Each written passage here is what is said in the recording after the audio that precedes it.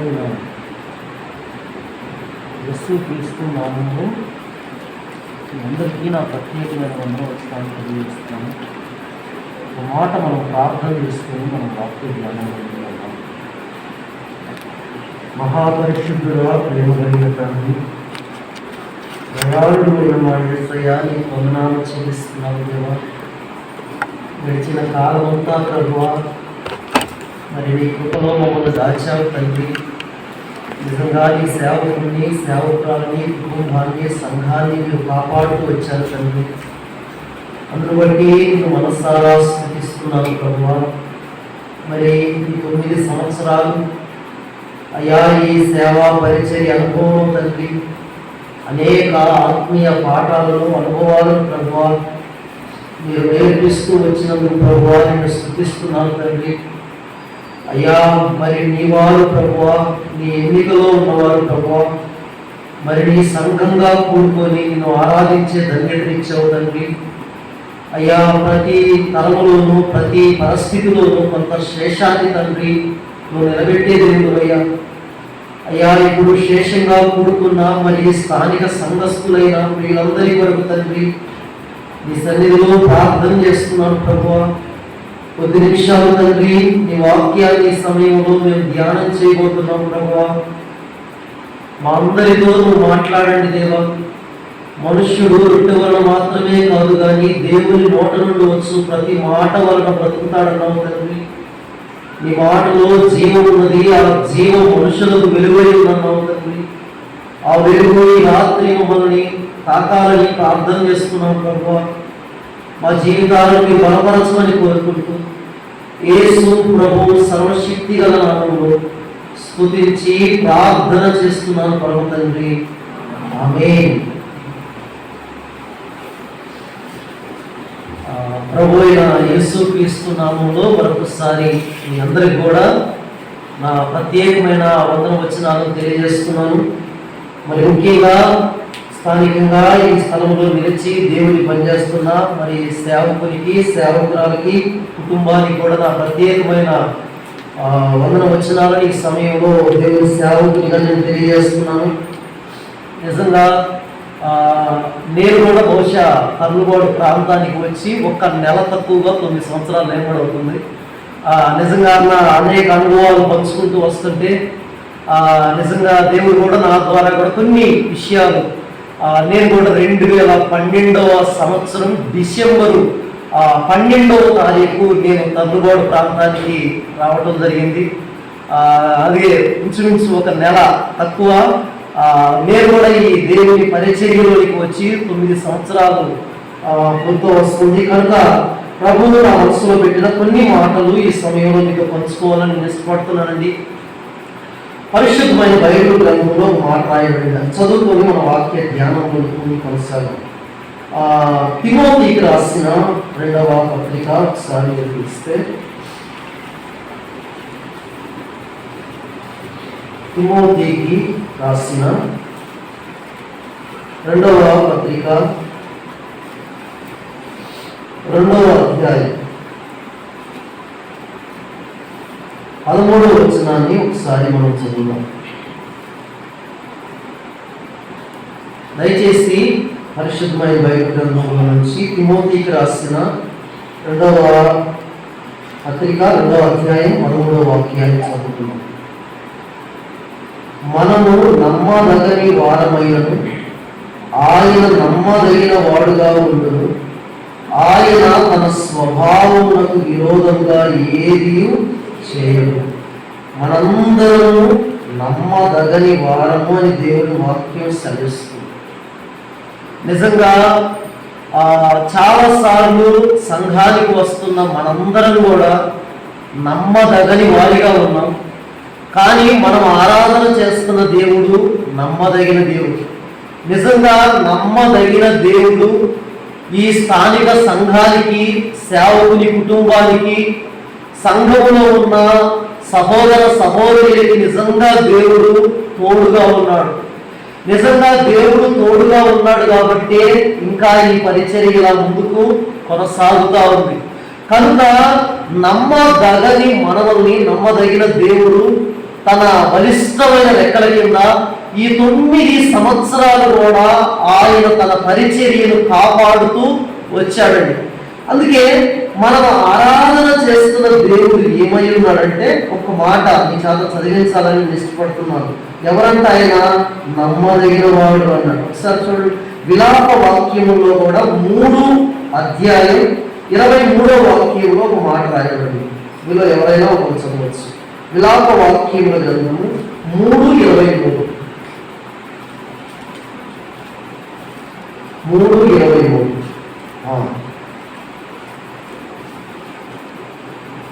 అనుదినము నూతనముగా ఆయనకు వాత్సల్యం పుట్టుచున్నది, నీవు ఎంతైనా నమ్మదగిన వాడవు.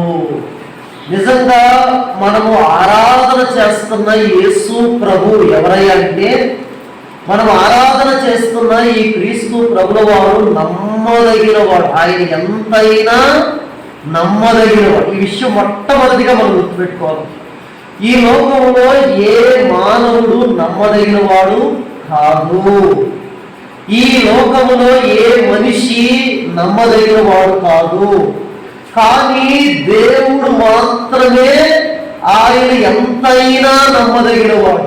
నిజంగా ఎంతైనా నమ్మదగిన దేవుణ్ణి ఆధారం చేసుకొని జీవిస్తున్నారు కాబట్టి దేవుడు తన సంఘాన్ని, తన సేవకుణ్ణి దేవుడు ఇంకా ముందుకి నడిపిస్తున్నాడని నేను సూచిస్తున్నాను. కనుక దేవుడు నమ్మదగిన వాడు. ఇది మొదటి విషయం. అయితే ఇంకో మాట చదువుదాం. 19వ కీర్తన ఒకసారి మీరు తీస్తే 19వ కీర్తన అక్కడ కూడా ఒక మాట రాయబడింది.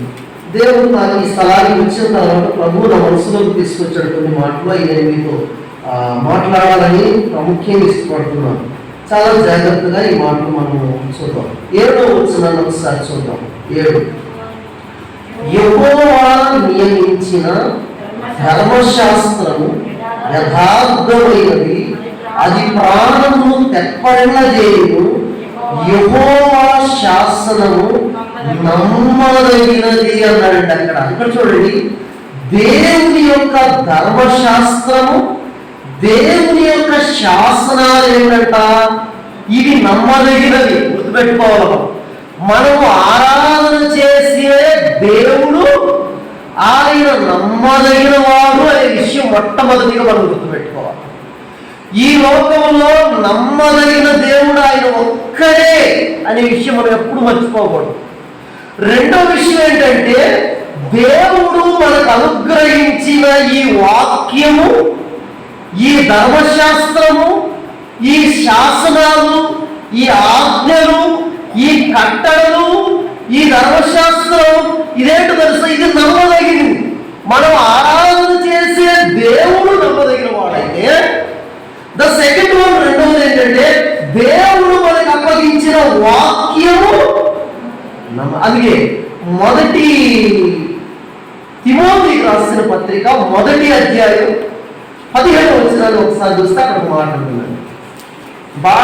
నాకు బాగా ఇష్టమైన మాట. అసలు అక్కడ రాయబడ్డ మాట చదువుతామా? ఏమన్నా, పాపులను రక్షించుటకు క్రీస్తు యేసు లోకమునకు వచ్చినను వాక్యము నమ్మదగిన. చూడండి, దేవుని ధర్మశాస్త్రము, దేవుని యొక్క శాసనాలు, దేవుని యొక్క కట్టడాలు, దేవుని యొక్క వాక్యం ఏంటంటే ఇది నమ్మదగింది. ఇంకా నేటికి అండి ఇంచుమించు 2000 సంవత్సరాలకు పైబడే ఈ రోజుకి కూడా అనే సంఘం స్థాపించబడి ఇప్పటికీ, ఆది సంఘం స్థాపించబడి ఇప్పటికీ 2000 సంవత్సరాలు పరిచీలిక అవుతున్నప్పటికీ ఈ రోజుకి భూమి మీద ఈ స్థానిక సంఘం సజీవంగా నిలబడి అనేక మందిని సంఘంలోకి ప్రభు చేర్చడానికి గల కారణం ఏంటంటే, ఈ సంఘంలో ఉన్న వాక్యము నమ్మదగింది. ఈ విషయం మనం ఎన్నడూ కూడా మర్చిపోకూడదండి. ఈ వాక్యం నమ్మదు. మనం ఆరాధన చేస్తున్న దేవుడు నమ్మదగిన వాడు ఒక విషయం అయితే, రెండవది దేవుడు మనకు అప్పగించిన ఆజ్ఞలు, శాసనాలు, కట్టడలు, వాక్యము నమ్మదగింది. కనుక ఈ విషయాన్ని కూడా మనం ఎన్నడూ మర్చిపోకూడదు. అయితే స్థానిక సంఘంగా కూడుకుంటున్న మనము, అలాగే దేవుని పరిచయం చేస్తున్న దేవుని దాసులమైన మేము. రెండు విషయాలు ఇక్కడ. దేవుని సంఘంగా కూడుకుంటున్న మనందరం విశ్వాసులు, పరిచారకులు, పెద్దలు, సేవకులు, వీరందరూ కూడా కొన్ని విషయాల్లో నమ్మకస్తులుగా ఉండాల్సిన ఆవశ్యకత ఎంతైనా ఉంది. ఒక ప్రాముఖ్యంగా 5 విషయాల్లో మనం నమ్మకంగా ఉండాలని దేవుని ఆ వాక్య ఆధారంగా మనం ఈ సమయంలో మనం ఆలోచించాలి. 5 విషయాల్లో మనము నమ్మకంగా ఉండాలి. ఇలా నమ్మకంగా ఉన్నప్పుడు దేవుడు మనకి ఇచ్చే ప్రతిఫలాన్ని గురించి మనం కొద్ది నిమిషాలు ఆలోచించాలి. జస్ట్ నేను ఎక్స్ప్లెనేషన్ కాదు, ఒక షార్ట్ మెసేజ్ కొన్ని మాట్లాడాలని ఇష్టపడుతున్నాను. దినవృత్తాంతాలు రాసిన 2వ గ్రంథం, దయచేసి 31వ అధ్యాయం ఒకసారి మీరు తీయండి అమ్మా. దయచేసి దినవృత్తాంతాలు రాసిన 2వ గ్రంథము 31వ అధ్యాయం, 2వ అధ్యాయం. దినవృత్తాంతాలు రాసిన 2వ గ్రంథం 31వ అధ్యాయం 20వ వచనాన్ని ఒకసారి మనం చదువుతాం. దయచేసి హిజ్కియా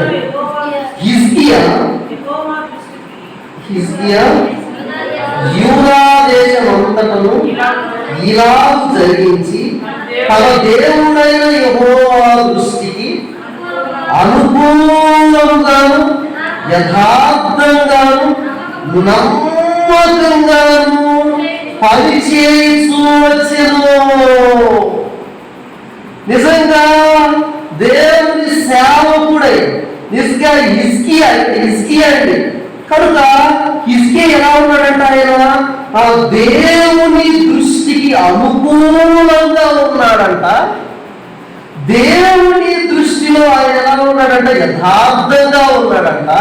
అంత మాత్రమే కాదండి, ఆ నమ్మకంగాను పనిచేయచ్చు వచ్చిన. తర్వాత మాటలు చెప్తాడు, తన దేవుణ్ణి ఆశ్రయించుటకై దేవుని మందిర సేవ విషయమందేమి, ధర్మశాస్త్రమందేమి, ధర్మమంతటి అందేమి తాను ఆరంభించిన ప్రతి పని అతను హృదయపూర్వకంగా జరిగించి వర్ధిల్లెను. ఇక్కడ హిజ్కియా గురించి ప్రభు చెబుతున్నమాట. ప్రభు హిజ్కియాకి అప్పగించిన పనిలో అతడు నమ్మకంగా ఉన్నాడు. అమ్మా, దేవుని సంఘానికి వస్తున్న మీరు, దేవుడు మీకు చాలా బాధ్యతలు సంఘంలో దేవుని సేవకుడు మీకు అప్పగించుండొచ్చు. కనుక దేవుని సేవకుడు మీకు అప్పగించిన పని విషయంలో మీరు ఎలా ఉండాలా? దేవుని సేవ విషయంలో నమ్మకంగా ఉండాలి.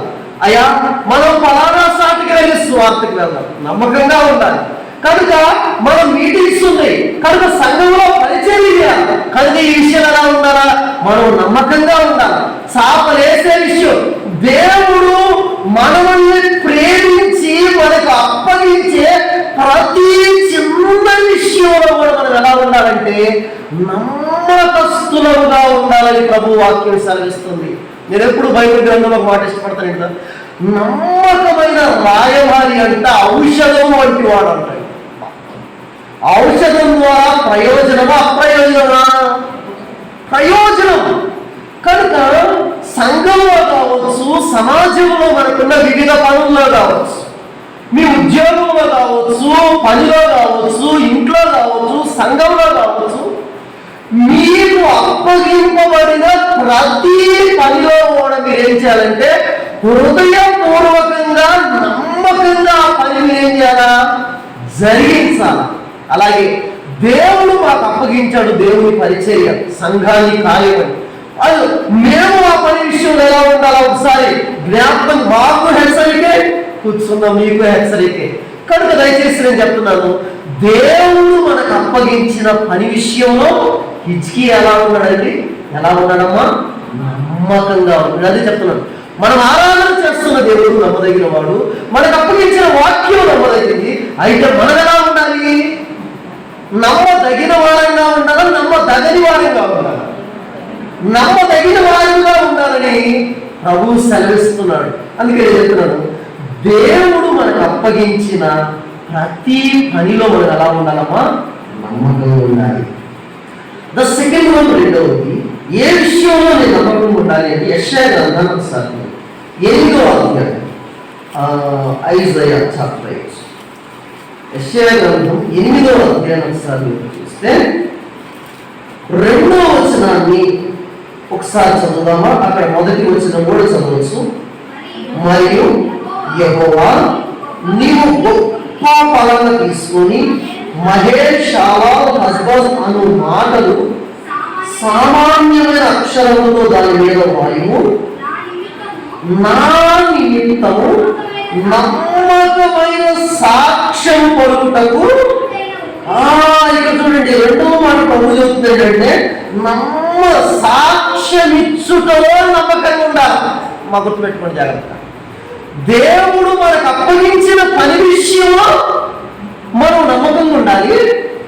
ద సెకండ్ వన్, రెండవ మాట ఏంటంటే దేవుని సన్నిధికి వచ్చి దేవుణ్ణి ఆరాధన చేస్తున్నా అది సంఘములో ఉన్న విశ్వాసులు కావచ్చు, సేవకులు కావచ్చు, పెద్దలు కావచ్చు, పరిచారకులు కావచ్చు, మనం ఎలా ఉండాలి అంటే సాక్ష్యం ఇచ్చుటలో నమ్మకంగా ఉండాలి.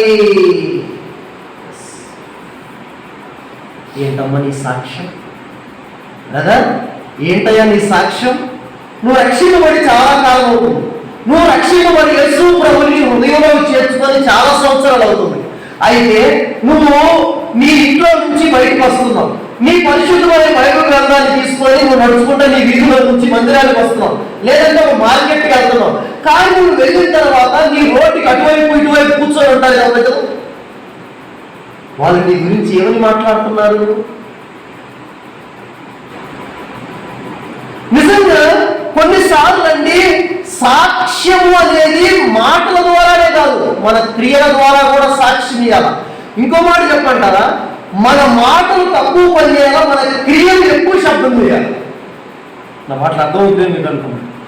మన మాటలు మన మాటల కంటే మించి మన క్రియలు ఉండాలి. సౌండ్ ఎక్కువ ఉండాలా? క్రియల సౌండ్ ఎక్కువ ఉండాలా, లేకపోతే మాటల సౌండ్ ఎక్కువ ఉండాలా? క్రియల సౌండ్ ఎక్కువ ఉండాలి, శబ్దం ఎక్కువ ఉండాలి. కానీ మన శబ్దాలు ఎక్కువ మాట్లాడటంలో బాగా శబ్దం ఎక్కువ ఉంటుంది.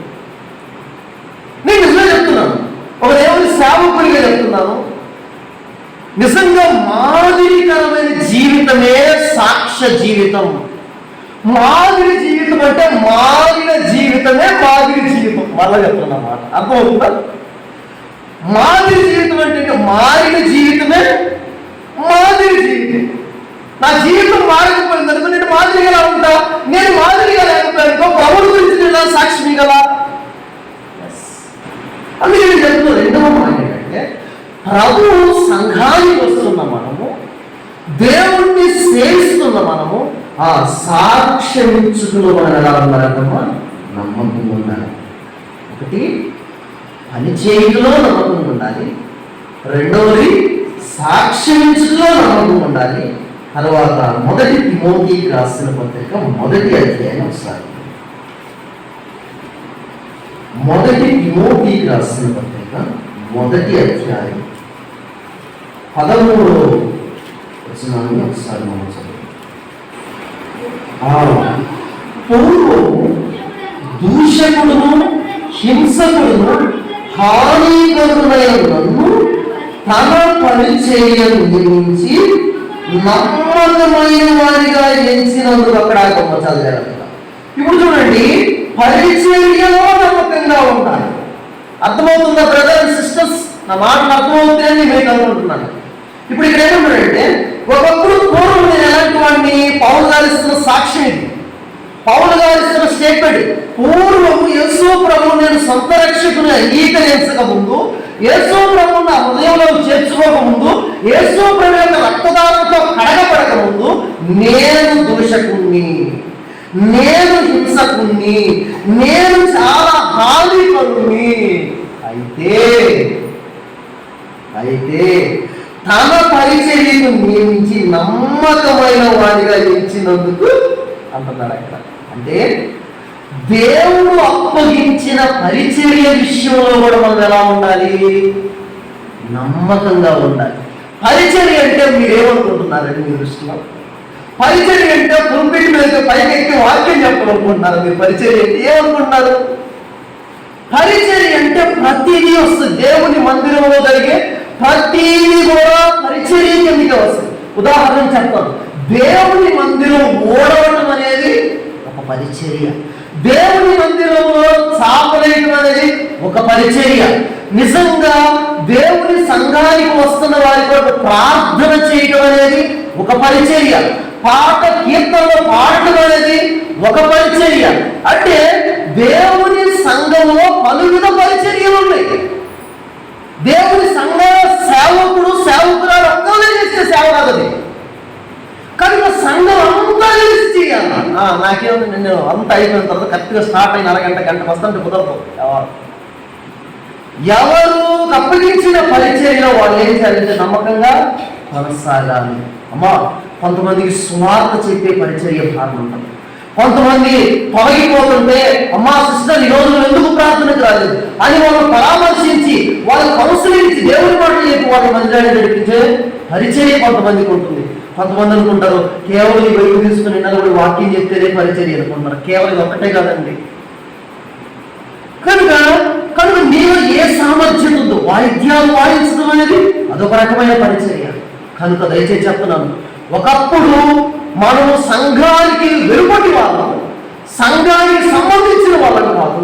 అయితే ప్రభువు ఆ శిలువలో కార్చిన అమూల్యమైన రక్తం ద్వారా నిన్ను కొన్నాడు, నిన్ను కొన్నాడు దేవుడు తన రక్తం ద్వారా.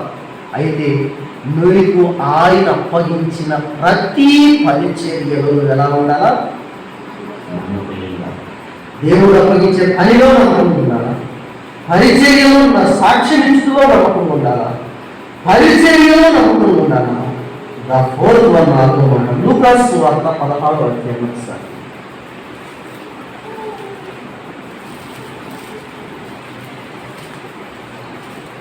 లూకాసు సువార్త 10వ వచనం ఒకసారి. మిక్కిలి కొంచెంలో నమ్మకంగా ఉండువాడు ఎక్కువలో నమ్మకంగా ఉండు, మిక్కిలి కొంచెంలో అన్యాయముగా ఉండువాడు ఎక్కువలో అన్యాయముగా ఉండు. కాబట్టి మీరు అన్యాయం సిరి విషయంలో ఏంటంట సిరి విషయం మీరు సిరి విషయంలో నమ్మకంగా ఉండని ఎడల సత్యమైన ధనము ఎవరు మీ వశము చేయరు. అందుకే నేను ఈ మాట ఎలా చెప్పాలని ఇష్టపడుతున్నాను. సిరి లేదా డబ్బు విషయంలో మనం ఎలా ఉండాలో తెలుసా? ధనం విషయంలో మనం ఎలా ఉండాలో తెలుసా? నమ్మకంగా ఉండాలి. ఈ రోజున ధనం విషయంలో కూడా మనం నమ్మకస్తులుగా ఉండాలి. కనుక ప్రభువుకి ఇచ్చే విషయంలో కూడా మనం ఎలా ఉండాలా? ప్రభు పని జరగాలంటే ఎలా జరిగిద్ది? మనం ఏం చేయాలా? కానీ చాలా మంది అండి ఎందుకు నష్టపోతున్నారంటే విశ్వాసులు ప్రభువుకి ఇవ్వకే నష్టపోతున్నారండి. నిజంగా నేను చెప్తాను. ఇప్పుడు నువ్వు ఇచ్చావు అనుకో, మరలా ప్రభువు నీకు తిరిగిస్తాను. నువ్వు ఇవ్వటం ద్వారా దేవుని రాజ్య స్వార్థ విస్తరణ జరిగింది. నూతన ఆత్మలు సంఘంలోకి చేర్చబడతాయి. ఇప్పుడు చూడండి, నువ్వు గుప్పిలు ఇవ్వబడితే అది మనకి ఎంత మాత్రము క్షేమం కాదు. బాధాకరమైన విషయం ఏంటంటే ఈ రోజున మనకు వచ్చే రాబడి అంతట్లో కూడా దశమ భాగం ఇచ్చే విషయంలో కూడా ప్రభు సన్నిధిలో మనం నమ్మకంగా లేదంటే బహుశా తప్పు కాదేమో.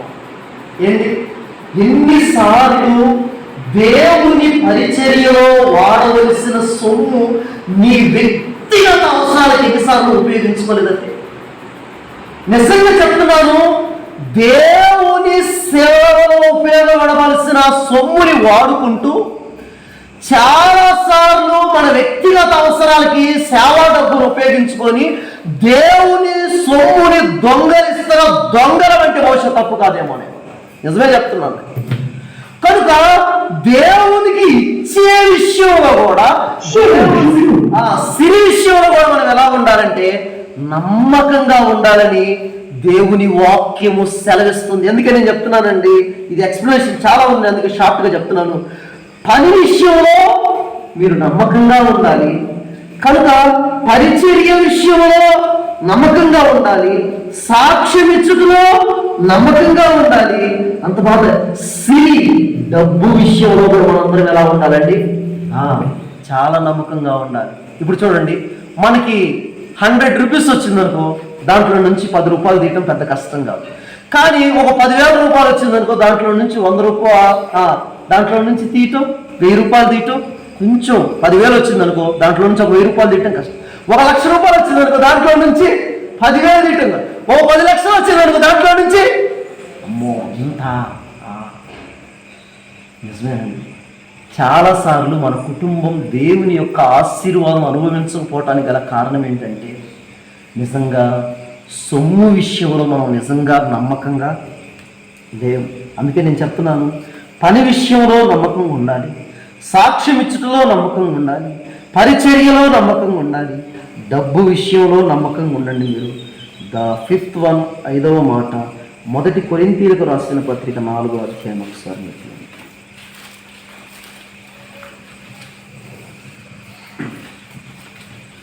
1 కొరింథీయులకు రాసిన పత్రిక 4వ అధ్యాయం.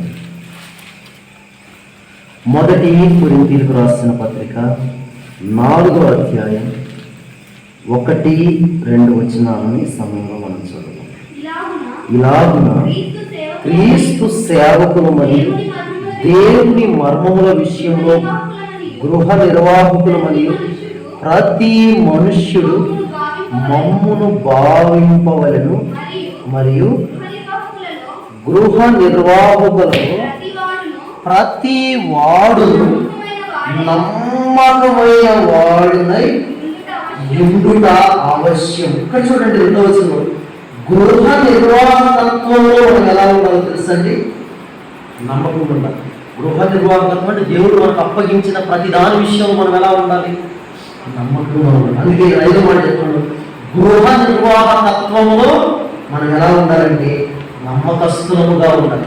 అయితే నాకు ప్రశ్న ఏంటంటే, మనము నమ్మకంగా ఏ విషయాల్లో ఉండాలంటే ఒకసారి చెప్తారు, 5 మాటలు చెప్తారా? ఒకసారి చెప్తారు, రైట్ చెప్పండి. నమ్మకం మాట ఏంటి? పని విషయంలో మనం నమ్మకంగా ఉండాలి. 2వది సాక్ష్యం ఇచ్చులో మనం నమ్మకంగా ఉండాలి. 3వది పరిచర్యలో మనం నమ్మకంగా ఉండాలి. 4వది సిరి సొమ్ము విషయం డబ్బు విషయంలో మనం నమ్మకంగా ఉండాలి. 5వది గృహ నిర్వాహకత్వంలో. అయితే ఈ 5 విషయాల్లో మనం నమ్మకంగా ఉంటే మనకు కలిగే ప్రతిఫలం ఏంటి? నిజమే కదా, నేను సాక్ష్యం ఇచ్చులో నమ్మకంగా ఉంటాను, నేను పని చేయడంలో నమ్మకంగా ఉంటాను, నేను సొమ్ము విషయంలో నమ్మకంగా ఉంటాను, పరిచర్య విషయంలో నమ్మకంగా ఉంటాను, నేను గృహ నిర్వాహకత్వంలో నమ్మకం. ఇలా నేను నమ్మకస్తున్నై జీవించుట ద్వారా నాకు కలిగే మేలేంటి? నాకు కలిగే ఉపయోగం ఏంటి? నాకు కలిగే ప్రయోజనం ఏంటంటే, మరలా ఒక 3 మాటలు మనసు తీసుకోవాలని ఇష్టపడుతున్నాను. 3-4 ఒకసారి చూడండి. లూకా సువార్త 19వ అధ్యాయాన్ని ఒకసారి నమ్మకమైన వారికి కలిగే ప్రతిఫలం గురించి నేను మాట్లాడుతున్నాను. లూకా సువార్త 19వ అధ్యాయం ఒకసారి 17వ వచనం. 19-15. అతడు బలా మంచి దాసుడా, నీ కొంచెంలో నమ్మకముగా ఉంటివి కనుక 10 పట్టణముల మీద అధికారివై ఉండవని వాడితో చెప్పాను. అనేకమైన వాటిపైన దేవుడు నిన్ను ఏం చేస్తాడంటే వానర అధికారిగా చేస్తాడు, దేవుడు యజమానిగా చేస్తాడు. నమ్మకంగా ఉంటే, నేను ఈ విషయాలన్నింటిలో నేను నమ్మకంగా ఉంటే నాకేంటి ఉపయోగం? ఏంటి నాకు ఉపయోగం? నేను సాక్ష్యం ఇచ్చులో నమ్మకంగా ఉన్నాను, ప్రభువుకి ఇచ్చే విషయంలో ఇన్ని విషయాల్లో నమ్మకంగా ఉన్నప్పుడు దేవుడు ఏం చేస్తాడంటే నిన్ను అధికారిగా చేస్తాడండి. నువ్వు చూడండి, నువ్వు ఒక పని చేస్తున్నావు, ఒక కంపెనీలో పని చేస్తున్నావు, ఒక కూలి పని, ఆ పనిలో నమ్మకం ఉన్నావు, నిన్ను ప్రభు ఏం చేస్తాడు తెలుసా? దానిపైన నిన్ను అధికారిగా చేస్తాడండి. ఎస్, యోసేపు ఆ ఇంట్లోకి బానిసగా వెళ్ళాడండి, కానీ కొన్ని రోజులకి ఆయన ఏమయ్యాడు? అధికారి అయ్యాడు. ఆయన నమ్మకం అమ్మా, ఇక్కడున్న చెల్లి, తమ్ముడు, నేను మీ అందరికీ చెబుతున్న మాట ఏంటంటే, మనము నమ్మకంగా ఉన్నప్పుడు ప్రభు మనల్ని ఏం చేస్తాడంటే అధికారిగా చేస్తాడండి. మనల్ని అనేకమైన వాటిపైన నిజంగా. తర్వాత నెక్స్ట్ 28వ అధ్యాయం, సామెతల గ్రంథము 28వ అధ్యాయం 20వ వచనం ఒకసారి చూద్దాం. 28:20. నమ్మకమైన వానికి దీవెనలు మెండుగా కలిగి. నమ్మకమైన వ్యక్తి కలిగే రెండవ మేలేంటమ్మా? మెండైన దీవెనలు కలుగుతాయి.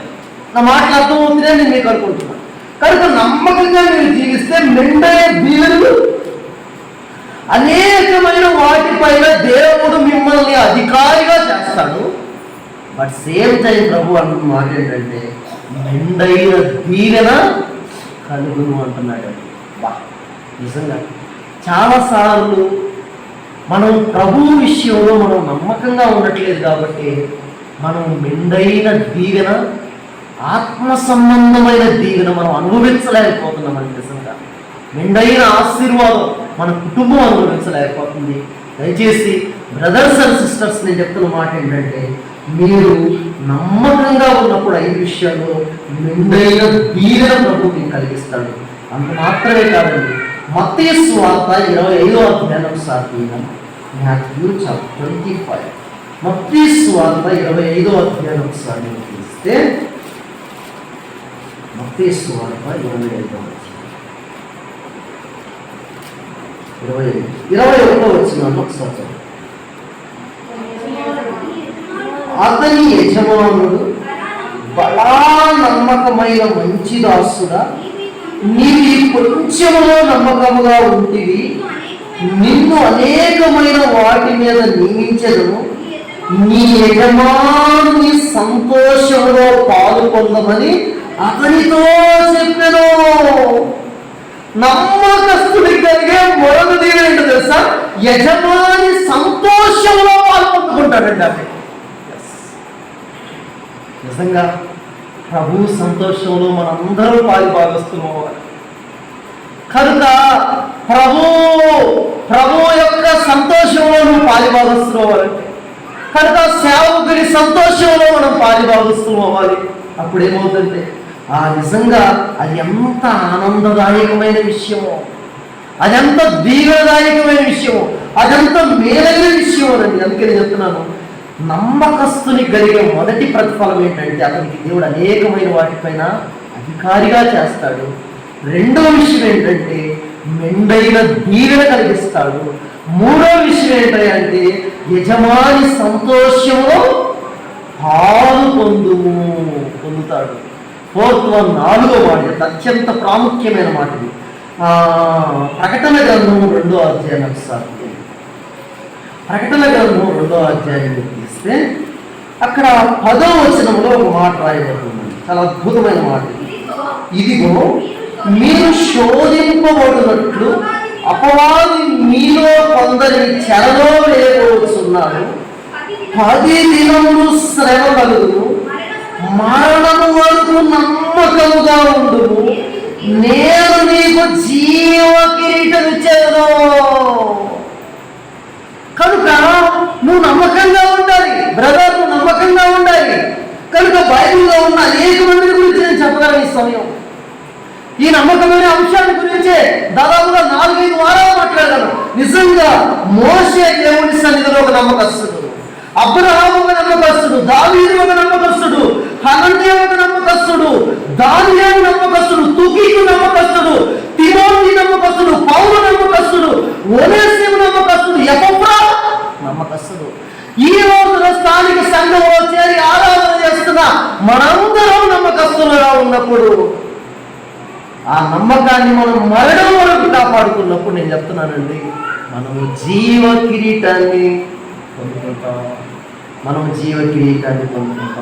దేవుడి కృప మనకు దయచేయాలని ప్రార్థన చేస్తున్నాం. కనుక దేవుడి వాక్యాన్ని దీవించుకున్నాక